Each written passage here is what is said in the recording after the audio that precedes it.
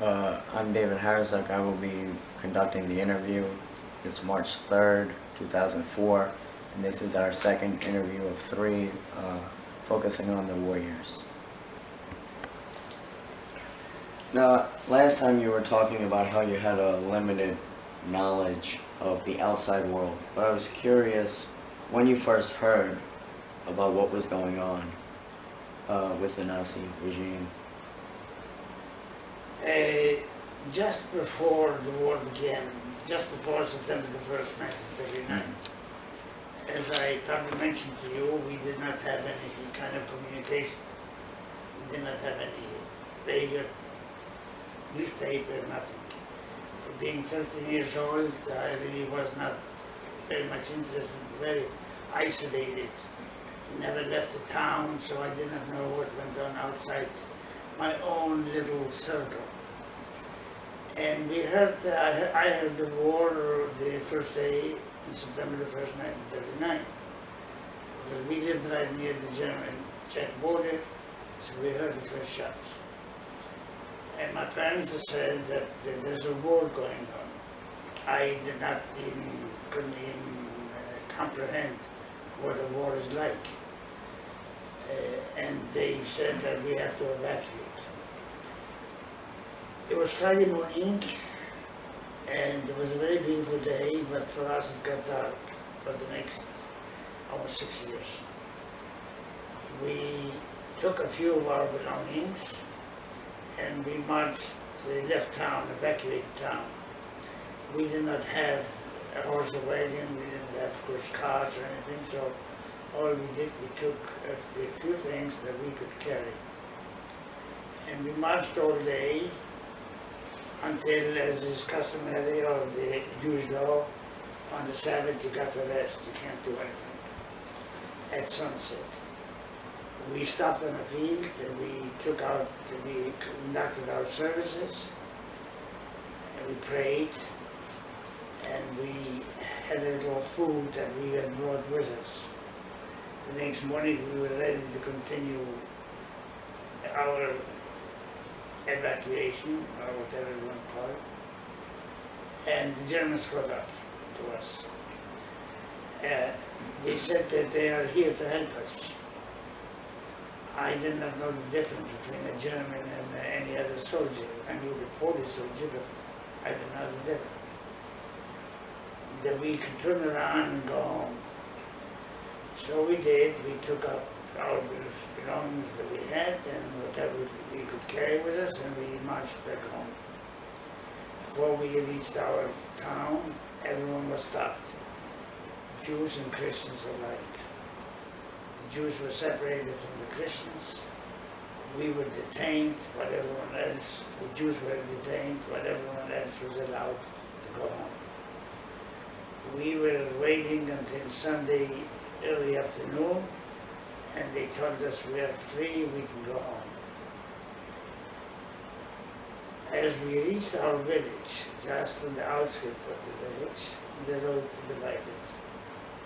Those that went to the right, which my family was among them, came home safely. Those that went to the left, 272 people, Jews, were killed. I assume for no other reason than being Jewish, of the faith they were born into. On Monday morning, we were all told that we had to come to the town square. And we were to come to the synagogue.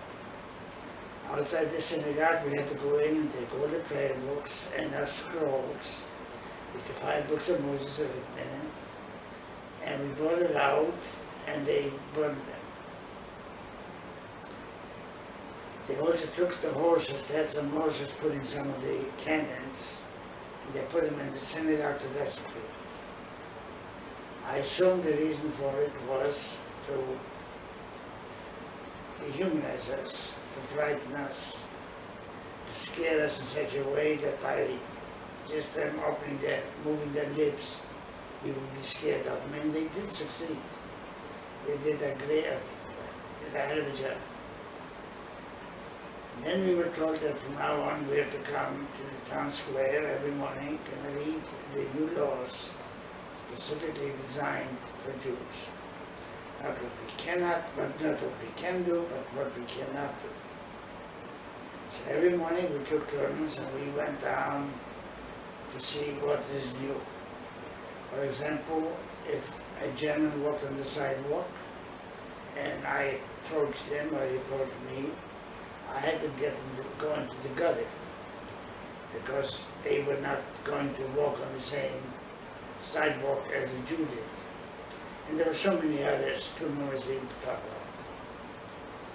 It continued until sometimes in 1940, I don't know, several months later, because there are many dates that I do remember, more by the season. That we were told that we had to leave our homes and to move into an area called the ghetto. Now we hear the word ghetto being used here quite often, but any survivor that hears the word ghetto, it has a completely different meaning. You're from Baltimore. If you're from Baltimore, you would know that Pikesville is a Jewish ghetto.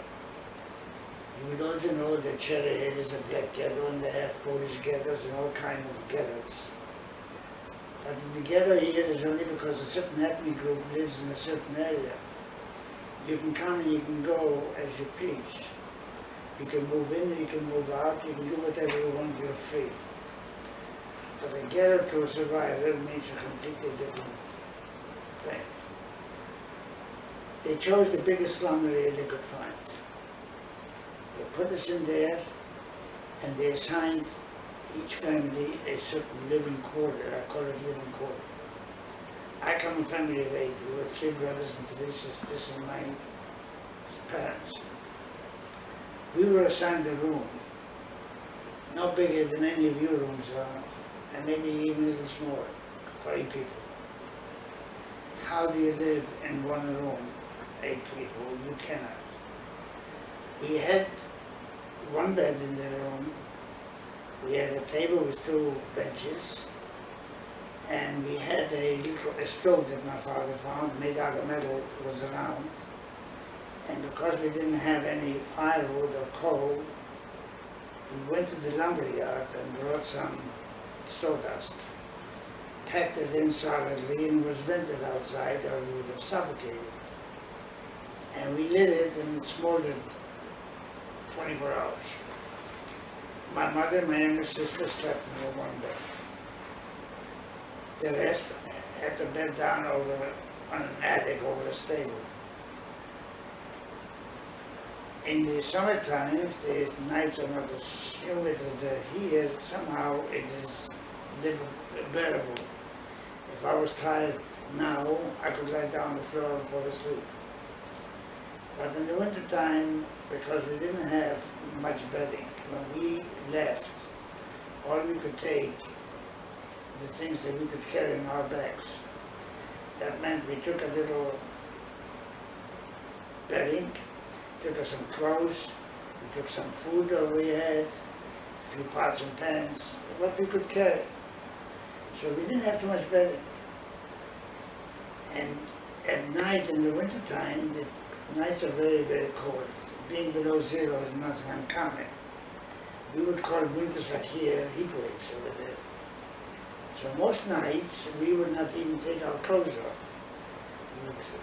We would wear the clothes day in and day out, day and night, 24 hours a day, and sometimes 7 days a week, because we did not have any indoor plumbing in these rooms. Water we had to go and fetch, and it was also limited because we could not go out of the area. In the ghetto, we were told that we cannot leave the area, we had to be confined.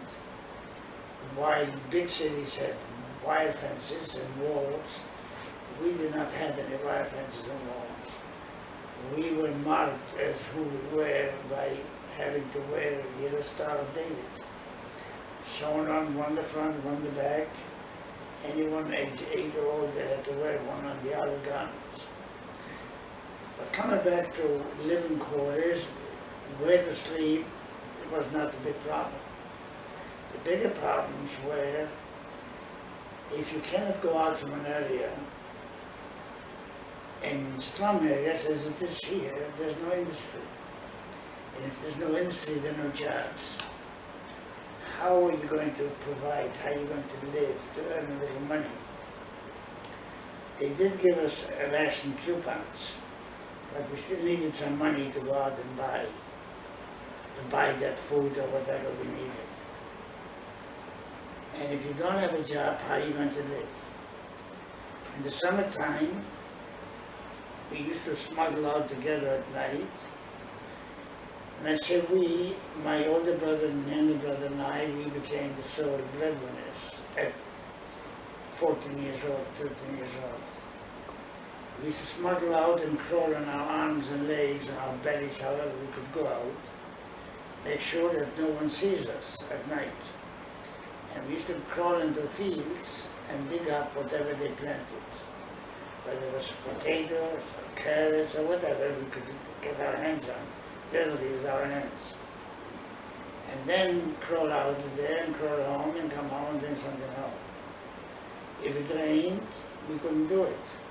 You cannot crawl very well in mud. So that meant that night or 2 nights or whatever, nothing was coming in. But that's in the summertime. Spring, fall, and winter, there are no crops. Here, there's something they plant 2, 3 things in one season. There was once and once only. And if there's nothing is planted, how are you going to live? Where are you going to live off? Anti-Semitism was very, very high. I never met one that liked me. But I'm sure there were some people, but I never ran into one. But in desperation, in times like these, one takes chances.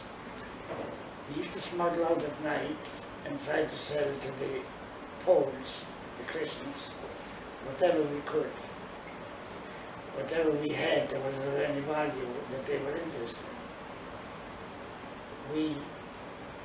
If we didn't have anything, we used to go around and buy from people things that we could call black market. We bought it for a little money and tried to sell it for a little more to make a little profit. But that too in the wintertime was no easy task. The snow starts coming down in November and it stays through March. If you go out the house, you leave footprints. Because we went through fields, through dirt roads, and if you leave footprints, all they had to do to see where we came from and where we went, and it would be suicidal. So what we had to do is hope and pray there's going to be a blizzard. Because in the blizzards, they weren't guarding us as much, and at the same time the wind would blow over and cover up the footprints, and we felt a little safer. This is how we made a living of. But then came a date which I do remember, which is April the 12th, 1942. The purpose of the ghetto was to have every Jew in one area, that they wouldn't have to go look all over town to find where we are if they wanted to round up Jews for either slave labor or extermination, either one. They had us in the corner. We heard there was going to be such a roundup, and I was 16 years old. I was small for my age. My parents decided that my father, older brother, and older sister would hide. But I was 16, they felt that I would be safe when they come, they're not going to take me. Little did we know then how long we were. There weren't many places that you could hide, but one could always crawl into a hole and for a few hours and hang out there. So my father and my older sister and older brother left, and I stayed home. In the middle of the night, they drove up, and they were always very loud, and we heard their footprints. My mother immediately went to this door, and she opened up, when they started knocking, she opened the door, and they knocked her down, and they yelled out the names of my father and older brother. where are they? She said, they're not here. They started screaming, yelling, where are they? And they got the same answer. I do not know. Finally, they looked at me, they saw me, they told me to stand up. One came over, grabbed me by my arm, because what the Germans never wanted to do, they never wanted to leave empty-handed. Had my brother and father been home, maybe they wouldn't have taken me, I don't know. So they grabbed my arm and started pulling me out. My mother, as any of your mothers would do, grabbed me by the other, but we were no match for them. They pulled me out and took me away. Never to see my mother, my parents, my younger brother, and my two younger sisters. I don't remember the faces of those Nazis, soldiers, but I do remember the face of my mother and the faces of my three siblings. I do remember the tears coming down. I saw their expressions. I literally felt the pain. But to no avail, I was taken into a forced labor camp. When I got there, they took two things away from me. They took away my clothes. We had to get undressed. There were a team of men going through and looking for anything of value, any valuables. Even though I came there with just my clothes on my back, no luggage, no nothing. They gave each one of us a new outfit, which consisted of a pair of pants, a jacket, one set of underwear, top and bottom sewn together, a blow-up bag to fill up with straw, and a blanket that served as a cover and a sheet. No pillows, no nothing. No socks. My clothes were too big on me. I was small. They just took a package and gave it to me. But that wasn't a problem. What I had to do was find a man that was taller than I am, in an outfit that was too small on him. Anywhere between 2 and 3 sizes. I didn't have to model for anyone. It would fit, it would stay on me. I was assigned into a barrack. You all were assigned into barracks. If you've been to the museum, you've seen those barracks. And I went in after I filled up the straw.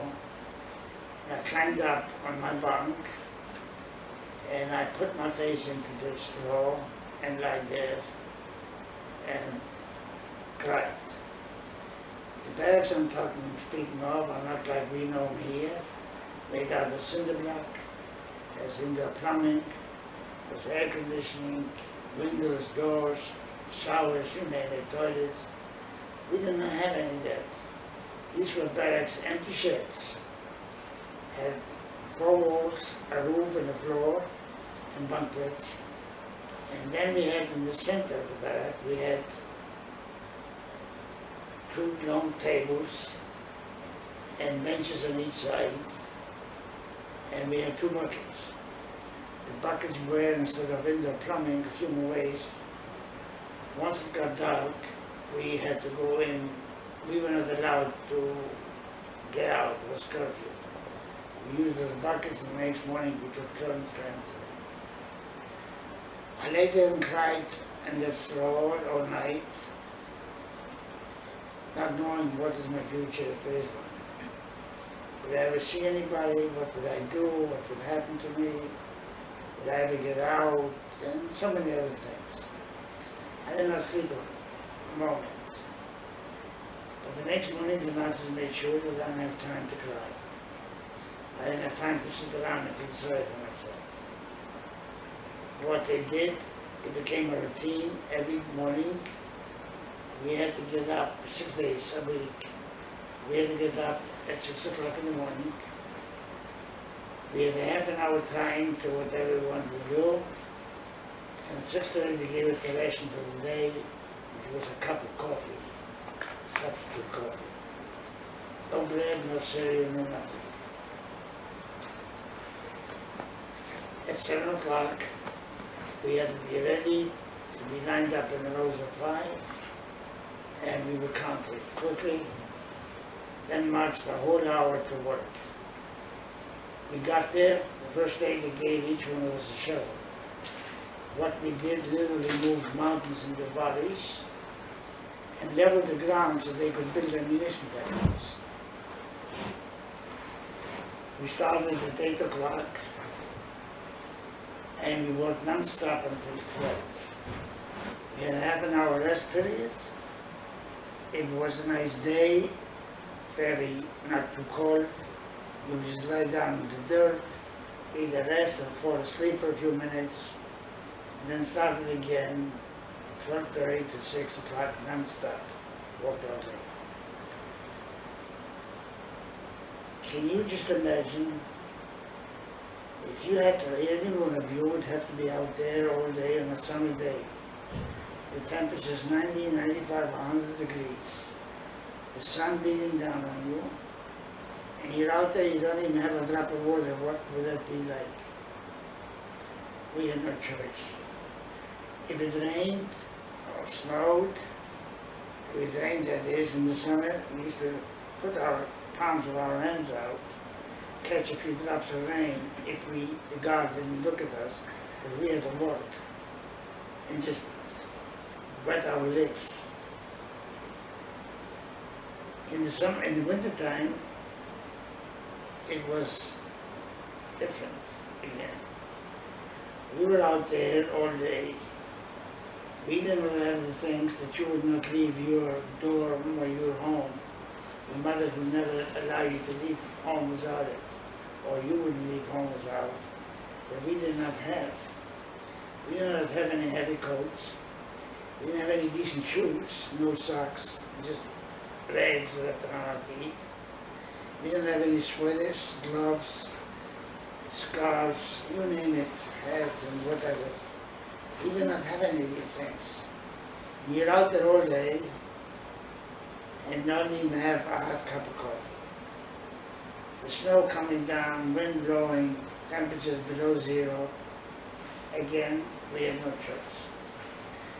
6 o'clock we had to be ready quickly, lined up in rows of 5 and march back a whole hour to camp. We got to camp at 7, and then we had a half an hour time to wash up, to clean up. When you have, in the middle of the camp, we had one barrack that had about a dozen showers and about 12, one big board, 12 holes cut out for toilets. When you have about between 12 and 1,500 men to use all of these facilities in a half an hour, that gives each one of us 1.5 seconds to use it. You know it cannot be done. The first few people that were lucky enough to get into the showers had a little hot water, but that only lasted for about a minute or so. The rest of us had cold water. In the summertime, those that were lucky enough to get in and get that little water, regardless hot or cold, didn't matter, even cold water felt good after a day baked in the sun. The fish, but it was a very welcome thing to be able to get in the shower, and the rest never had a chance to even get a little water on themselves. Now what about in the wintertime? You're out there all day long. And then you come back, even if I was lucky enough to get in among the first one and get hot water, the few seconds I could stay under there, we did not have the things, again, that we all take for granted today. We didn't even have a towel to dry ourselves off. We did not have any toilet paper, didn't have a tissue, and I don't even want to go into all the amenities, all the things that we have in our bathrooms today. We did not have that. What that meant was that none of us would dare even going in to take a shower. And if you don't bathe, what happens is lice form. And once they come, it didn't matter whether they disinfected our clothes, we had them in our blanket. They disinfected the blanket, we had it in our hair. They shaved our bodies from head to toe. Somehow the lice were always there. Matter of fact, when I was liberated, my skin did not look the color you see it now. I had 3 years worth of dirt. Matter of fact, I could have gone back a little further into the ghetto. It took me 7 months to finally get to see the color of my body. At 7:30 they gave us our ration of the day, which consisted of a copper soup made out of rutabagas. And if we were lucky enough, the horse would die, they would cut it in and we would have a piece of meat. But it didn't matter, horse meat or not, anything was welcome. And a small piece of bread. We were supposed to go back from the cafeteria, so-called, the mess hall, to our barracks. But I ate it. By the time I got back, I had finished because I hadn't eaten all day. I was very hungry. One reason, the other reason, I couldn't save that even a small piece of bread for the next day, because if somebody would know it, they would either steal it from me or it would disappear. So my stomach isn't safe. Then it was curfew, we were not allowed to get out until the next morning. It continued till sometimes the spring of 1943. In the beginning, we were in a slave labor camp. We were guarded by the military rather than by the elite, the SS. We wore civilian clothes, and they also had some guards.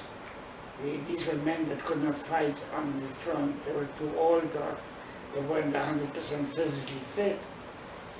And they had some helpers and some of the Poles, some of the Ukrainians, Yugoslavians, and all of these people were there. They gave them a uniform and they felt important. They felt powerful. They could delegate, and they were very anti-Semitic.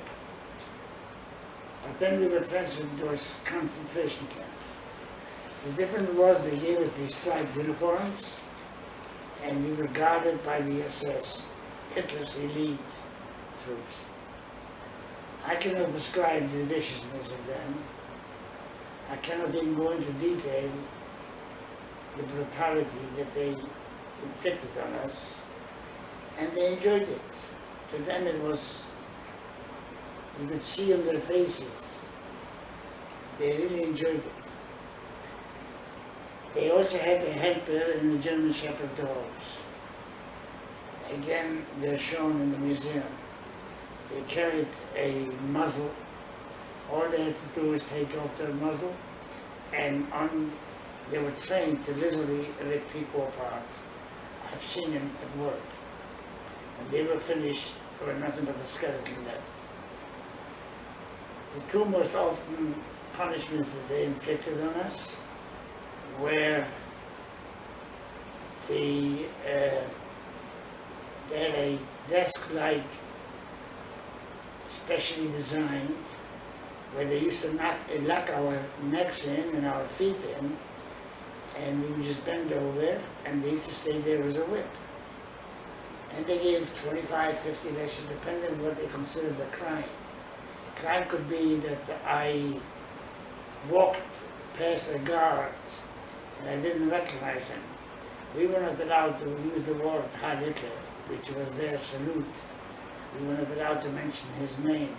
We weren't worthy of that. But what I had to do is I had to turn my head recognizing him and tip my head. Otherwise, what he did, and I mentioned when I got to camp, they took two things away. The other thing besides the clothes, they took away my name. I became a number. My number was 25685, shown on my outer garment, my jacket. All he did is copy the number. It didn't tell me that I committed a crime, but they would consider a crime. And then I got called. And they used to sit there, sometimes they allowed us to leave our pants on. Other times we had to put our pants down. And they literally cut through the flesh. When they finished, all I could do was take a rag, find a rag, wipe off the blood, and make sure that I go to work the next day. One of the things we did not have is sick leave. If anybody was sick, wasn't worthy of the little food, or the little space we took up. Because if I would have died, they had plenty to replace me. So we had to be very careful, guard ourselves.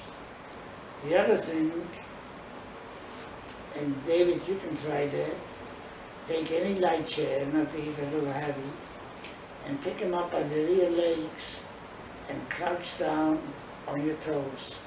Don't put your heels down, and see how long you're going to last. If you sit with cent-timers, if I fell back, put my heels down, they would turn over and start all over again. If you last 5 minutes, you're doing very well. We had to do it 15, 20 minutes. The food was the same, but again, the punishments were much more severe. It continued until sometimes the end of 1944. As the Allied troops started closing in to Germany, they started moving us in deeper into Germany. We were told that we were going to evacuate the camp. I did not have any belongings, so I had this blanket. But we had learned a lot of things how to help us survive. We did not have an aspirin. We did not have anything to band-aid. If one had temperature, or a cut, we used our own urine. It has a acid that kills bacteria. I know it's not pleasant to hear, but that's what happened. But I also learned that if you take paper and wrap yourself around between your clothes, it keeps the body temperatures in, so you stay a little warmer. We had wooden sole shoes, so I took a cement paper bag and put between my coat and my underwear, and we left the camp. And we walked through fields and dirt roads, and there was snow on the ground.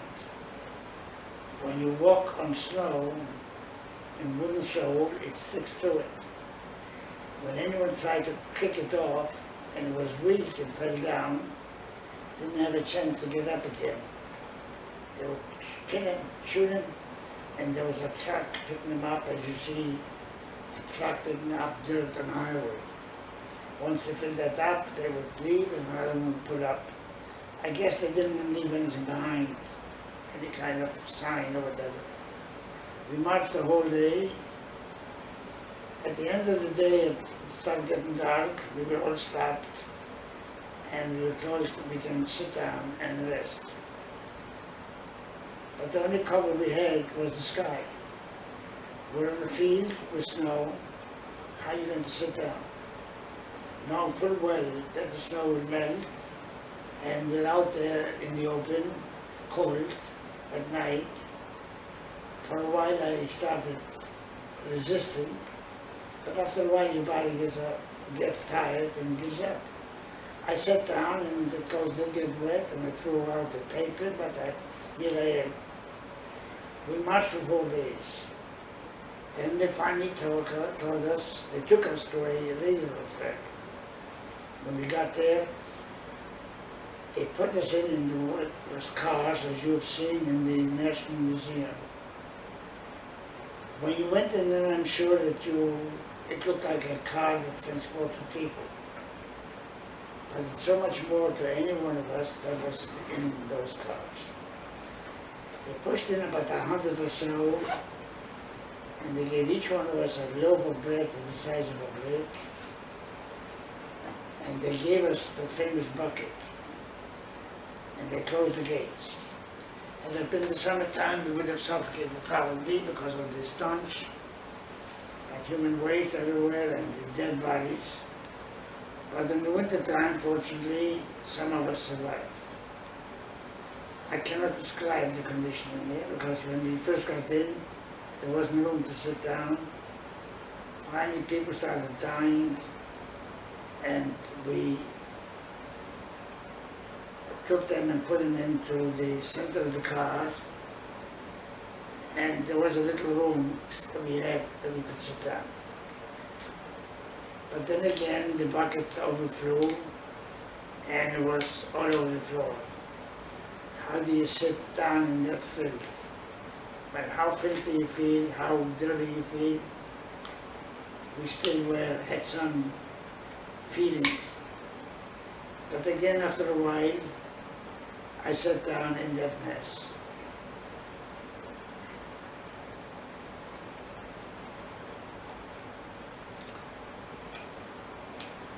They let us out during the journey, during 4 days. They let us out twice. When we got out, I took some snow and ate that because we had nothing to drink. And then back in. I cannot describe the condition in that car, the way, the smell, the bodies. I do remember one particular man, and I remember his face very well. I remember his sound. And he was lying there, and he was screaming. He was in pain. He had to be in excruciating pain. But there was nothing that any one of us could do for him. We had our own problems. After a while, we got a little annoyed. Some people got annoyed and told him to be quiet. He did become quiet, but after an hour and a half, he finally closed his eyes and he died. He was so sick, he still had a piece of bread and he couldn't eat it. I saw that piece of bread and I did take it from him after he died. He literally died in pain, not in peace. To better describe the condition in that car, after 4 days, out of 100 or so, 10 of us walked out alive. You have to use your own imagination. We were then put in a truck, taken to a camp called Bergen-Belsen. Bergen-Belsen, unlike Auschwitz, did not have it was an extermination camp, because they did not have to use any gas, didn't have to use any bullets, nothing, just put us there, and nature would take care of it. When we got there, I thought at least I'd be able to lie down and on some straw and rest. When I got there, it was an empty shell. We sat down on the floor, it was wet, the floor was wet. And the first thing I tried to do is try to change my clothes to find someone that is not as dirty as mine. And we sat down between each other's legs and we fell back and we fell asleep. Like a domino effect, we fell back and fell asleep. The next morning it became a new routine. The routine was to get up in the morning at 4:30, go outside, rain or shine, and wait until they come around and count us. They turned on the water between 10 and 10:30, but we were not allowed to get out of the line. That meant there was nothing to drink. If it rained, again I put my hands out to get a few drops of rain. If not, if it snowed, I took some snow either in my clothes or got down on the ground. And if it didn't rain or snow, if it rained, there was no snow, but if it was snow, even if it didn't, there was enough on the ground that I could bend down and pick up and eat some of it.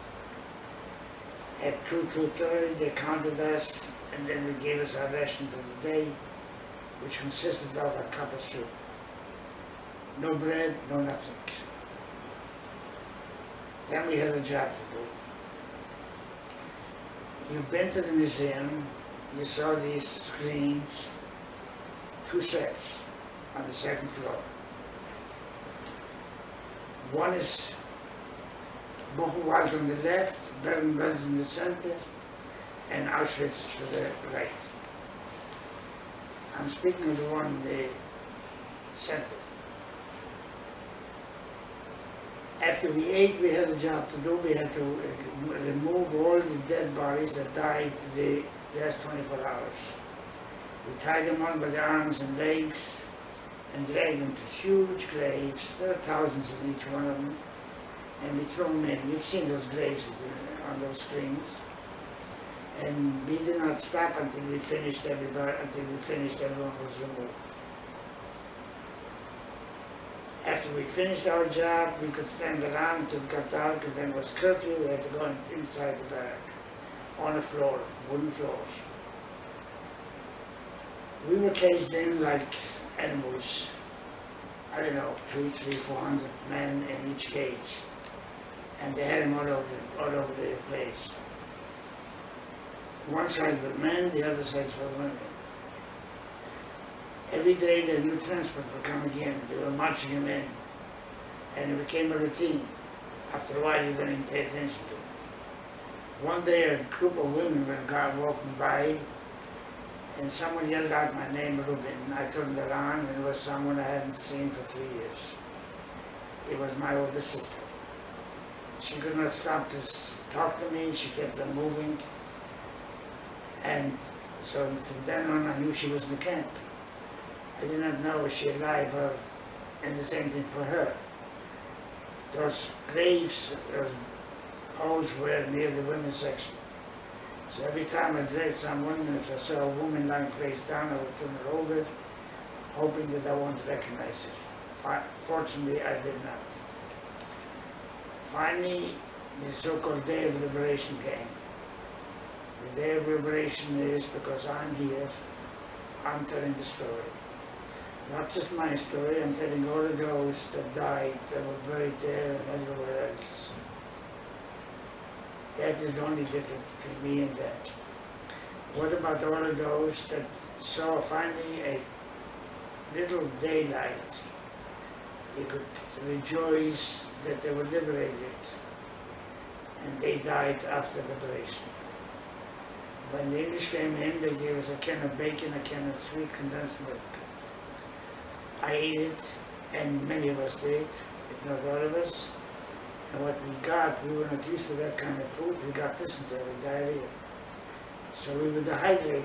Everything went flush through our bodies. And we all had typhus. And that's a terrible combination. So people kept on dying. I was as close to being dead as anyone can be and still be here telling the story. I saw some men walking over to the warehouse. So I finally crawled, I don't know how I made it, and I saw some bread. I took some 4 loaves of bread just towards me, and somebody saw me, took 2 away from me. And I took those 2 left over, small loaves, put them in my coat, put my lining in my outer garment, lice and all, and sat down, and from then on I could not move no more than this chair could. And then I went into a coma. I don't remember much what happened after that because I wasn't conscious. But for 50-some years, I did not know what happened. Until about 1.5 years ago, my sister, she would not talk about it. She told me the story what happened after. Actually, she didn't want to tell me, but I went to speak to a school and asked her to come with me. Finally, she consented and she came. I promised her she wouldn't have to say anything. And when we got there after I was finished, and one of the kids asked, what happened after you were liberated? So I turned to her and I said, you don't have to, but it would be great. You were there, you know what happened. Why don't you tell her the story? She consented, and that's how I learned. She found me naked.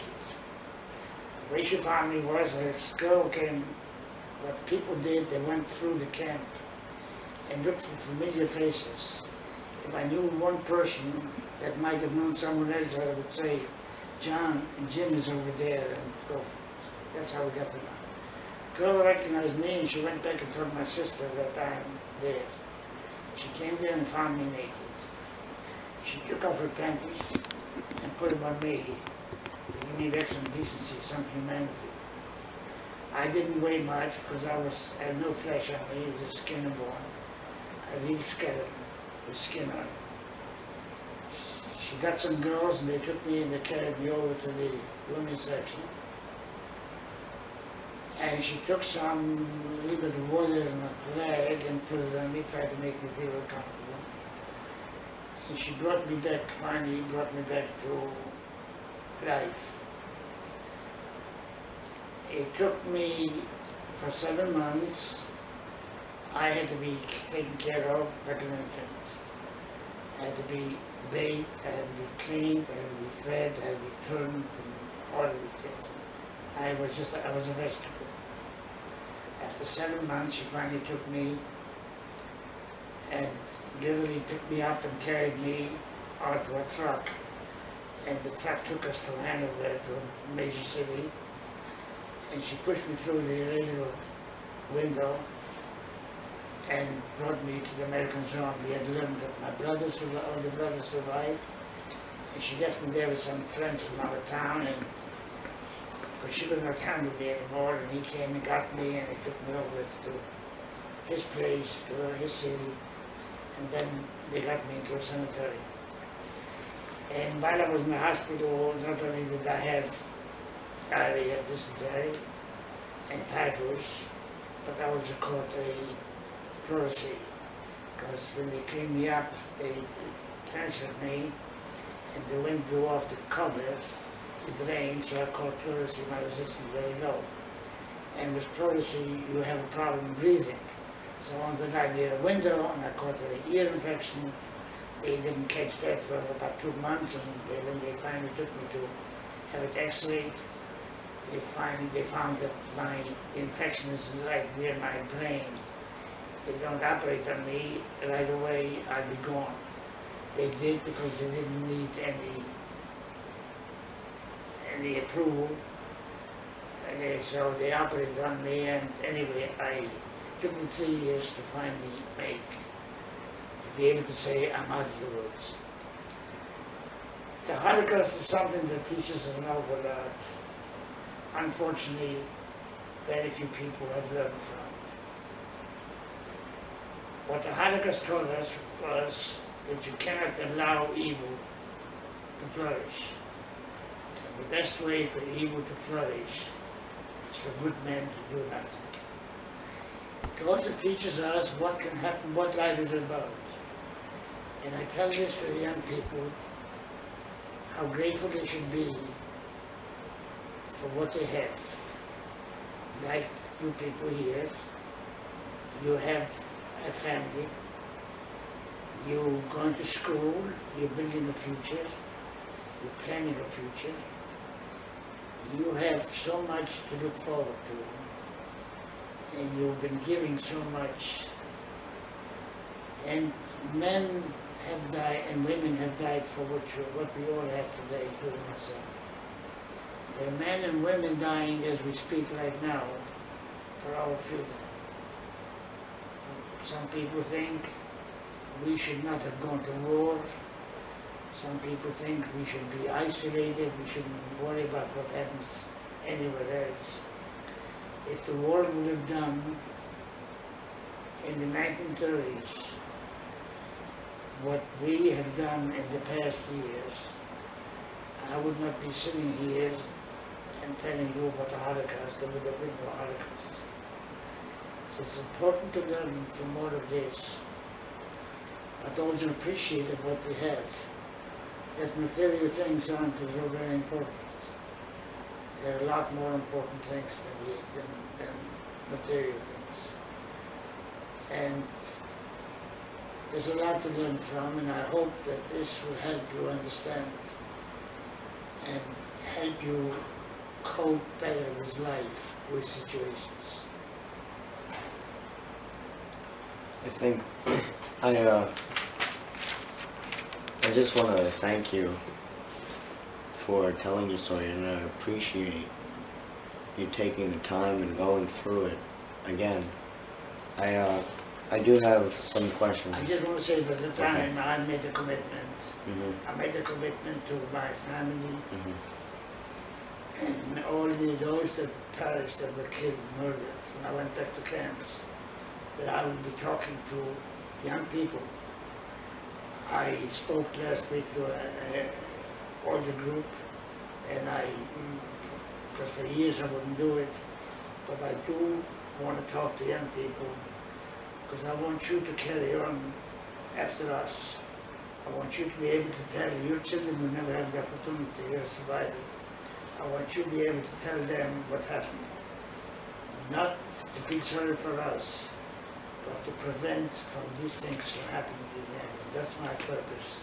So I'm glad to be here and glad to have the opportunity to tell you the story. But keep in mind, while this is my story, this is my life, it is also the life of all the 6 million and the 300 some thousand that survived. 6 million that perished and 300 some thousand that survived the camps. I think that your commitment to telling young people is honorable and courageous. I mean, I don't have words to describe what you went through, but I think courageous and honorable are words that describe you telling us your story. And I think that each of us, and we understand the responsibility that we have, that's why we're taking this class. Well, I want to commend you all for taking the interest in it to learn. It is very commendable, and thank you for the kind of things that you think about me. And I have to thank you for doing something that those of us that aren't here would want to say to you also. Thanks for remembering me. I do have some questions about your story, a little bit more in depth.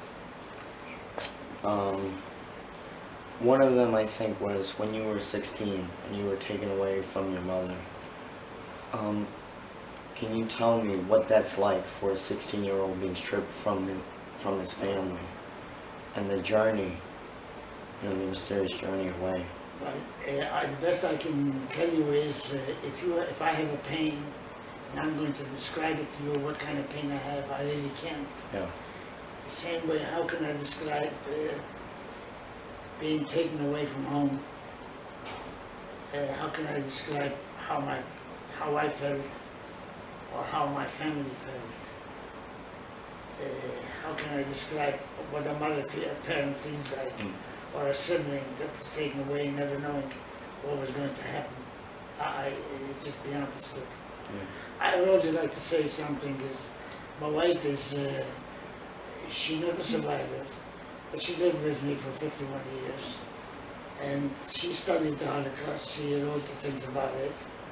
Now, I don't know whether she wants to make any comment or not, but if she does, if you want to jump in, please do. And I don't want to call Why him a don't you job. finish asking him your questions and then I'll say something. Okay. I think another question, you were talking about several times the bucket that you had to go to the bathroom, and just even through the ghetto and above, just the smells that you. How can I describe a smell? How can I describe a pain? How can I describe the things that I've seen was done to people? I don't even want to talk about them because they're so graphic and they're so inhumane that people can't imagine and they won't believe. Let me give you an example why I don't want to talk about certain things. In 1943, in the winter, around Christmas time, December, January, I don't know, because we didn't have a calendar, we didn't have dates. Every day was the same to us. There was an air raid. The British had, I didn't know then, but I learned later on, that the English were coming into Germany, bombed Germany, lit up the sky, and they bombed Germany at night, around midnight. The Americans came during the day and bombed. So I didn't know then the difference between the British and American, I knew they were there. The first time they came at night, bombing the area, they lit up the sky. It was a Wednesday because on Wednesdays we turned in something of our clothes to be disinfected. One Wednesday we would turn in our clothes, the following Wednesday we would turn in our blankets, rather than taking everything. And when we turned in our clothes, we didn't have any clothes on us. It was snow, we had these ditches, for whatever reason, I don't know why. And they made us go outside without clothes. If I'm going to sit here and tell you that I was out there in the snow for 2 hours, you're going to say I'm a liar. And if I was to sit over there, I would say the same thing. It's just unbelievable that I could sit for about 2 hours, give or take a half an hour, I don't know. Even for a half an hour, and it was a lot more than half an hour. And then come in and not even not even have a running nose. How it happened, I don't know. So there's certain things, if I would be talking about, I would do two things. Either lose the attention of the people because they're too graphic, or they won't believe me. So I cannot go around and even talk about that stench, that smell, having it all over my clothes. It's just unimaginable. We were not treated like animals. We were treated much worse than animals. The name calling alone, like Jew, there's a pig behind following you. There's so many slogans that I cannot even translate from German into English, or from Polish to Yiddish or English. Can't do it. I don't talk about it. Maybe others do. I don't know. But there's so many things that will never be told. We will never know. I'll tell you a story now. Well, wait. Let's do it this way. Okay. We only have 5 minutes left. Okay. Why don't you change it? Let's switch Yeah, tapes. let's Okay, change switch that. tapes. And it's at the end of it's after the war. Okay. It pertains to the end of the war. We've been married for 51 years, and I am a history teacher, so I've studied the Holocaust. But being married to a survivor makes it even more special. In 1992, 50 years after liberation, 50 years after I was taken away from home. taken away from home, Rubin and I went to Europe, and we decided to go to Germany and to Bergen-Belsen, the last camp he was in. Let me say why we went. When I was in the camps, I saw some Germans promenading outside on the road. I was inside, they were outside. And I made myself a promise, if I ever come out, I will walk on that road and look in just like they do. So for 50 years I was planning in my head. Finally, we talked about it, and finally we decided we're going to go back so I can stay outside and look in. Go ahead. So we went back to the camp, and I said to him, well, are you going to stay on the outside and look in? He says, I don't have to anymore because I'm free. I can walk where I want. I can do what I want. And we went to Bergen-Belsen. And I don't know what it looked like when Rubin left. He remembers it as being absolutely awful. Matter of fact, after everyone was taken out of there, they just burned it down. The British. Because of typhus and lice. Right, yeah. So, we get there, and it's a beautiful cemetery. What it is. Green, very well taken care of. There's a little museum there explaining what happened. And the Germans have taken very good care of it. And it's huge. Everything that has to do with the Holocaust is huge. We went to Auschwitz. It's acres and acres and acres of ground. 450 acres. It's mind-boggling. And so the only thing there, after we saw the little museum, was this huge cemetery, no stones. You know how you usually see stones, and nothing like that. There was one big monument put up by the Germans, and then a small monument put up by the British Brigade. During the war, Jews that were Palestinians, they were not Israelis, they were Jews, joined the British Army They went over to fight the Germans and tried to rescue people, especially after the war. So the British Brigade put up a monument. And I was sitting on that monument. And he was wandering around trying to make sense of this whole place. And there was no one near me. No one. There were some British soldiers off to a distance. The only other thing there are no, like we know of tombstones, nothing like that. What you see is this vast, huge place, all green, and in the perimeter, all around the camp, are immense graves. Some of them contain maybe 20,000 bodies. They don't even know. They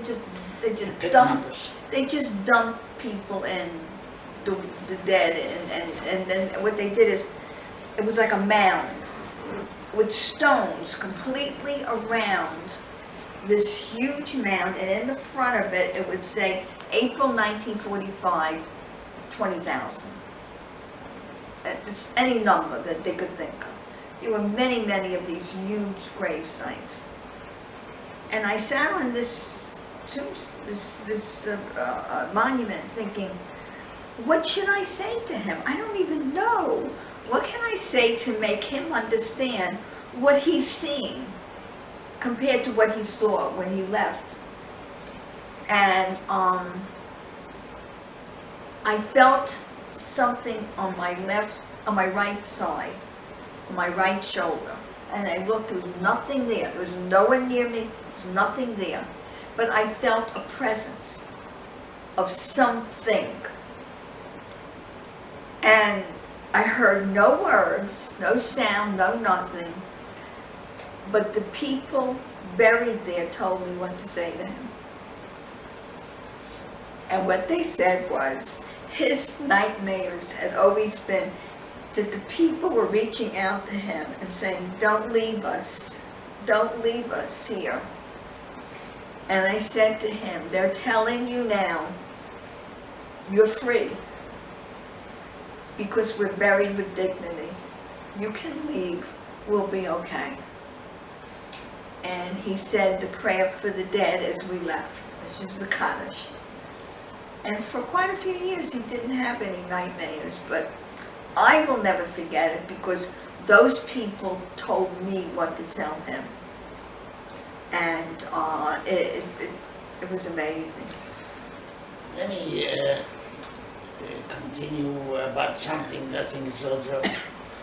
Before I left, we had made plans. We had an itinerary. My sister called up, says, where are you going? And I said, I told her where I'm going. Every survivor that goes has to go to Auschwitz, because we lost somebody there, even if I don't know.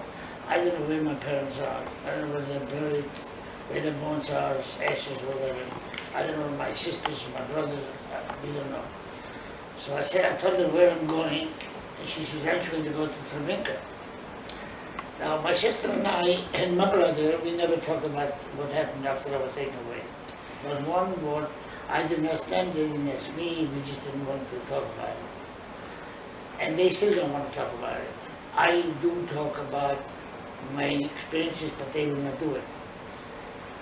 So I told her, she said, aren't you going to the brink? I said, what am I going to do there? So she told me a brief story. Every parent tried to save their children, whatever language, however they could. My parents decided to take my two younger sisters, send them to a bigger city, to my aunt, hoping that they will save it. They were going to be saved there. They wrote home, they want to come home. My father, as any parent would do, hired a Pole to bring him home, and when they were brought home, they had liquidated the ghetto. So now we're going under assumptions that they were taken away, taken back to my aunt, and that ghetto was liquidated and sent to Treblinka. So now we have to go to Treblinka. Treblinka is 65 miles north of Warsaw, and we were supposed to be that night 165 miles south of Warsaw and Krakow, in Auschwitz. The roads aren't like here, you cannot speed. They have two-lane roads. And sometimes if you try to go around, they walk in the cows or something like that. But I had no choice. So we came up to Treblinka and I read the history of it. You're probably wondering, or maybe you ask yourself, why didn't we resist?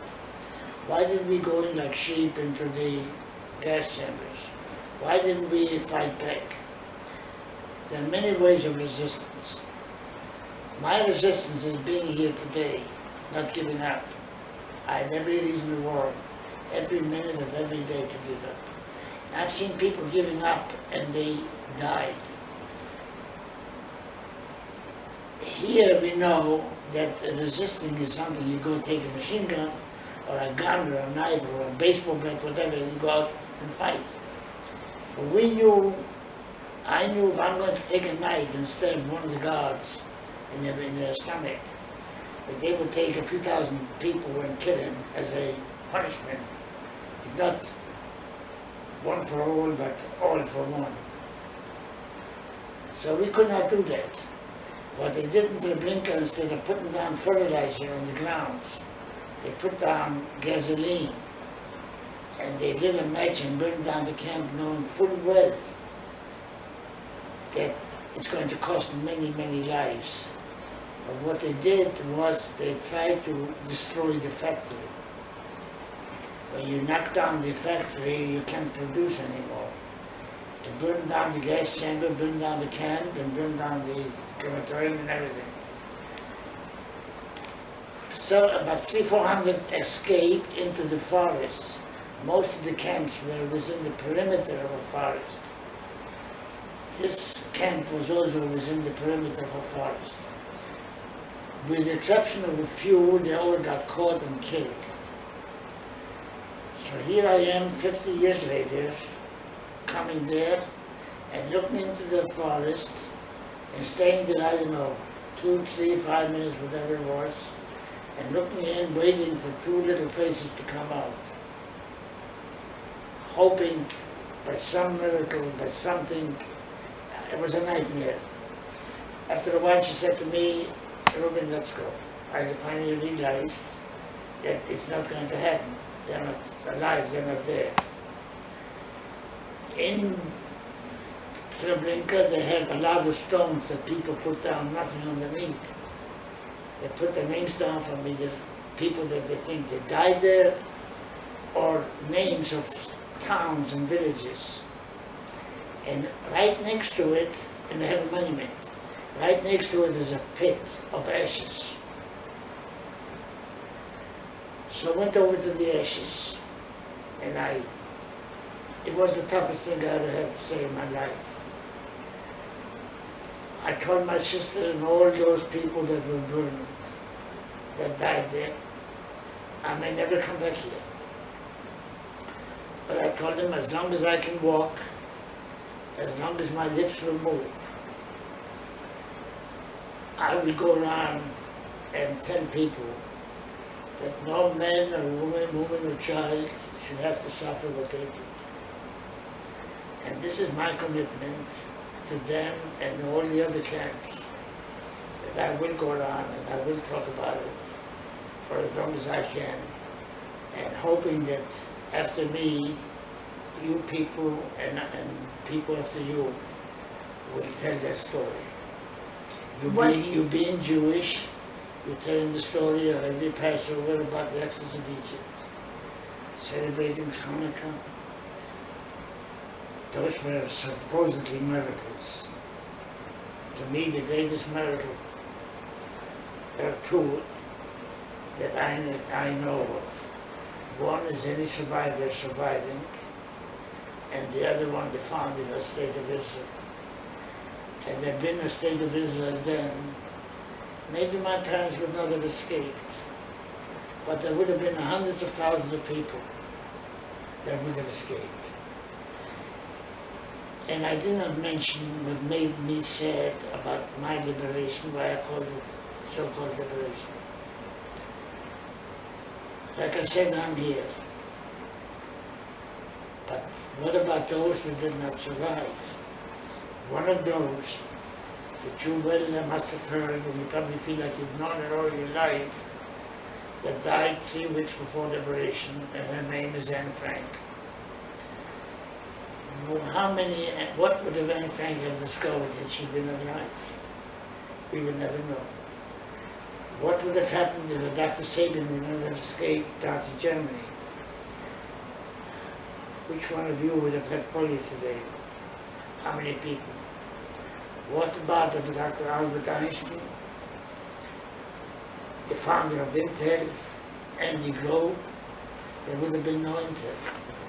And how many tens of thousands, if not hundreds of thousands of people, we don't even know what would they have achieved. That's why we have to be vigilant.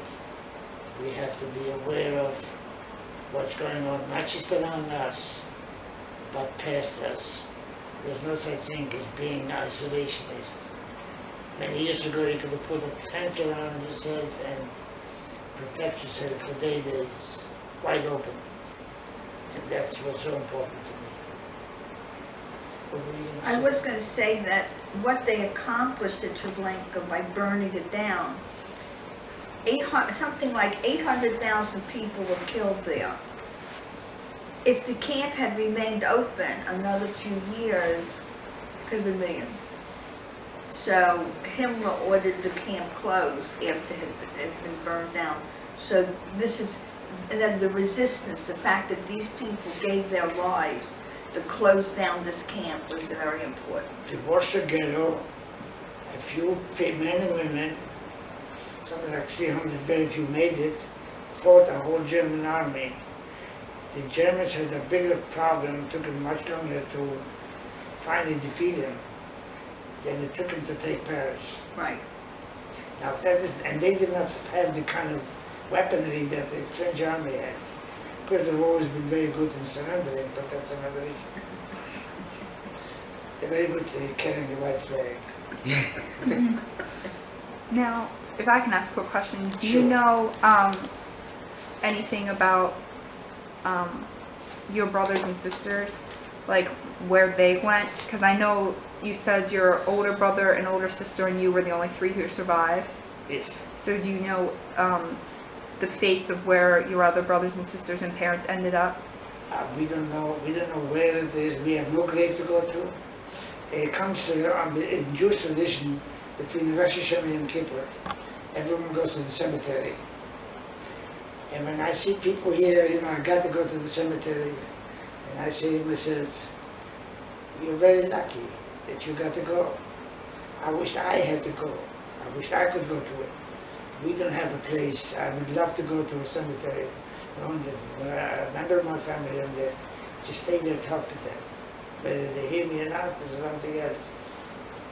We don't know what happened. We don't know how they died, when they died, where they died, nothing. There's no records. Were there any other relationships that you forged outside of your family during that time? Well, my relationship, you mean friendship? Friendship or acquaintance? Keep in mind, regardless of what you read in books, there was no such thing as socialization. Right. We did not socialize. We did not. Our minds. We were always busy.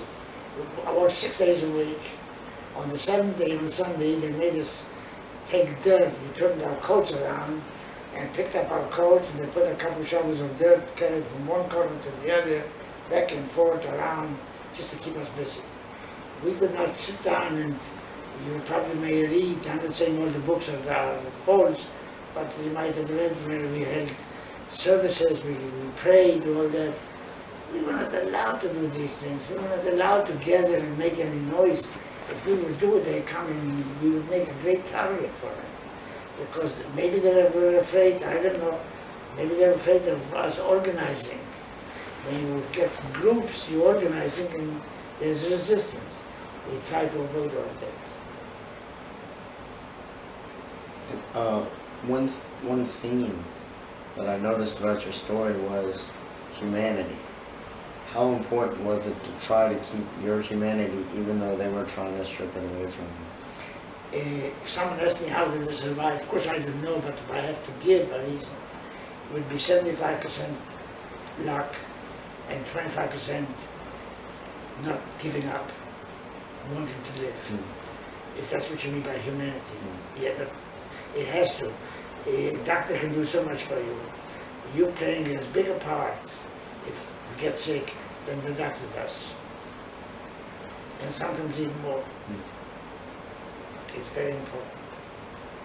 You know, I've been fortunate. I've had that all throughout my life. and when you saw your sister in the camp, can you just try to describe the balance between seeing her for the first time in 3 years and not being able to show any emotion? I don't remember seeing her first time. I don't remember. I was not home. I don't remember. No, when she came into the In the camp, camp. Oh, did I try to do what?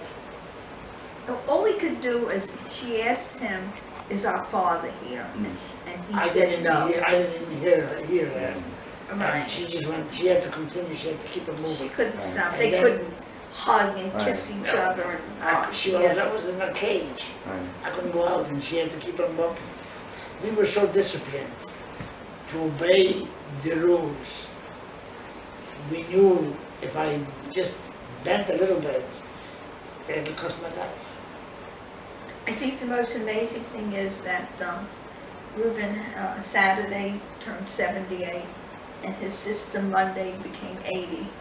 That they lived to be old people, but not really old. Neither one of them are old people.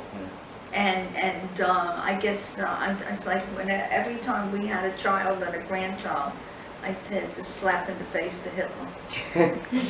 When I And the go, fact that he's here and is so vital, and his sister is, and it amazes me.